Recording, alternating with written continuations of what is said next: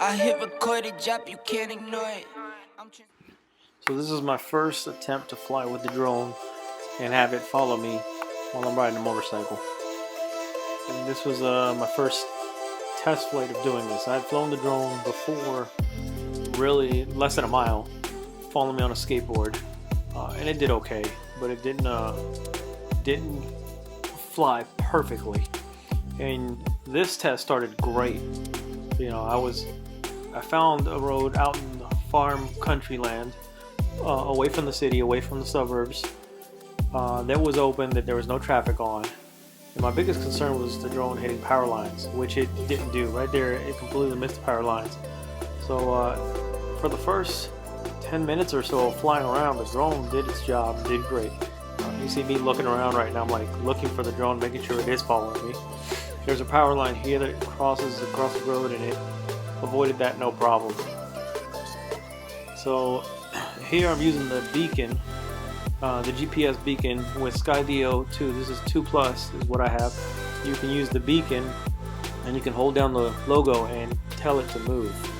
And that's what I was doing because I don't have a phone mount on my motorcycle to use the phone, and so I was only using the beacon. And I know I don't have gloves on in this video, but I always have gloves on. I only took them off so that I could reach into my chest pocket, the outside pocket, and grab the beacon and move it around as I needed to. And I was only going 15, 20 miles an hour at the most. Sometimes I did do 30, but not much. I was too paranoid that I would outrun the drone, which I was wrong. I wasn't going to outrun it. It's actually pretty fast. But you'll see towards the end of the video what happens with the drone.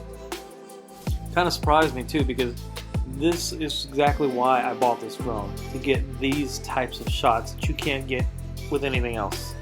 I have a GoPro 360 with an extended selfie stick, and you can get drone-like footage, and you can kind of cheat and make it look like this, but you can't make it look exactly like this. Like you're watching this video, you know this is a drone. So right now I'm just panning it around. It's actually not going exactly where I wanted it to. So I gave it some more range. I thought maybe, okay, it's probably because it sees power lines and sees this fence pole here, that it's not going exactly where I want. So I gave it a little bit more range. And here it is coming back to me. I didn't want it too far away from me. So I'm going to ride down this road a little bit more, and then we're going to turn around again. The flashers on. I actually didn't need the flashers on. There's nobody on the road. And here I go again using the beacon. I'm pointing the drone where I want it to be. So right here it's doing a good job. Staying on my right side. Avoided that tree, that pole. Avoided the power line that was there. So, and this is one of the reasons I bought it, because this drone is supposed to be uncrashable. Not to say it's 100% uncrashable, but it's supposed to have the best obstacle avoidance of any drone on the market. And right there, I didn't do anything. It's fully flying by itself, complete autonomy. And it's following me just fine. So here, you see it almost hit that tree, and I caught that in my mirror, so I stopped. And when it stopped, it almost hit the tree again. I was like, now it's starting to act weird. This is the point of flying the drone where I should have stopped. But I figured I have an extra battery with me. I've got plenty of flight time. There's nobody on this road. I can just go up and down this road slowly, cautiously, and the only thing I'm going to see is some cows and some horses.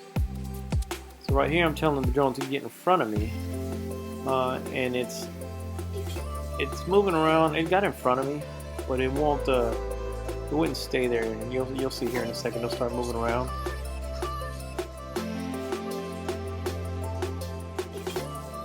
This is me pointing. I was pointing at the beacon, seeing how sensitive it is. I'm pointing it up and down and left and right, because the drone, I think what it was doing was trying to avoid that hedge, avoid obstacles, while also trying to do what I wanted it to do.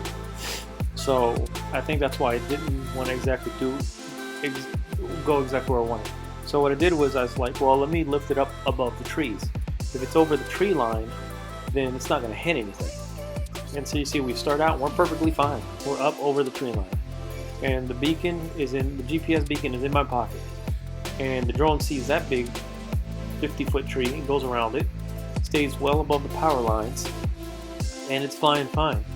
The camera kind of lost me a little bit, and the drone is outrunning me at this point. Actually, I'm only going maybe 20 miles an hour, and you can see the top of the trees are cut right here. Watch what happens. So here, yeah, here it comes. Boom, hits a tree. Completely hit it. And this is what the drone looks like now. You can see that side, the left side, one of the props is broken off. I'll flip it over and I'll show it to you up close. So on this one, not only are the props broken off, the base is completely broken. It's completely broken off. It still rotates fine like it's supposed to, but it's completely broken off. On this side, it's just propeller, and those are easy to change. You just push down on the center of it and twist it, and you can replace those. The cameras look pretty good. Here's the back side, or the top side I should say. So on the top side, I checked these, and I thought I saw a nick on them, but I don't see anything now. So I've already reached out to Skydio. Skydio's gonna replace it for me, but they want me to use my Skydio Care program, which I don't want to use because I don't feel like this was my fault. This drone crashed on its own when it was flying autonomously, and it's supposed to have obstacle avoidance, and it's so new, I feel like they should cover it under the warranty.